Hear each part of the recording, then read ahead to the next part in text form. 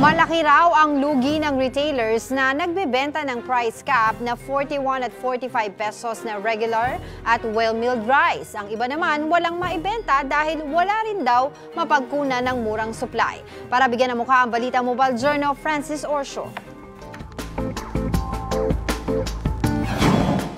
Wala halos nagtitinda ng regular at well-milled rice na 41 at 45 pesos sa mga bigasan sa Barangka, Mandaluyong.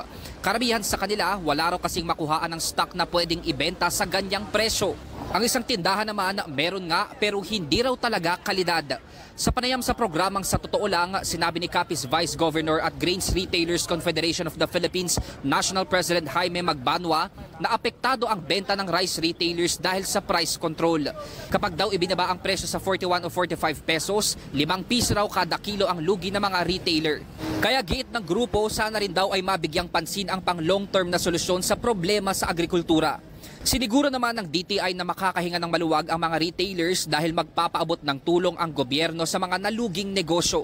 Ang tutok ng DTI ngayon info dissemination, monitoring, tsaka yung validation ng mga listahan ng mga retailers na hindi bababa na mga siguro 25,000 retailers sa Metro Manila lang para makatanggap ng financial aid. Napag-usapan daw na bibigyan ng 15,000 pesos ang kada verified retailer. Pero isa sa sisilipin para maging qualified ay kung nagtitinda ang retailer ng palugi o nalugi dahil sa ipinatupad na price ceiling. Bago matapos ang linggong ito ay target ng mag-distribute ng cash assistance. May ilang lokal na pamahalaan din ang nagpaabot ng tulong sa mga maluluging retailers gaya ng pagbibigay ng libreng 1 buwan na rental fee. Ang DTI ihahanda naman ang interest-free loans. Dahil 2 linggo pa ang kailangan hintayin para sa panibagong anihan, ang grupong Philippine Rice Industry Stakeholders Movement ay nakikipagtulungan sa gobyerno para makahanap pa ng ibang mapagkukunan ng murang bigas.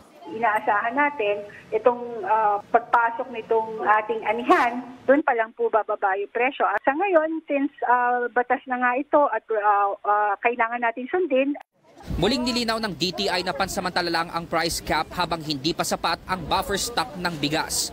Ang hiling naman ng retailers, huwag lang sila ang patawan ng price cap. Pati raw sana ang pinagkukunan nila ng supply. Mobile journalist Francis Orsio po, hatid ang mukha ng balita. Gusto mo bang lagi kang updated sa mga balita? Aba, simple lang. Mag-subscribe ka na dito sa 1PH. I-click mo lang ang subscribe button at notification bell para hindi ka nahuhuli sa mga balitang dapat mong malaman.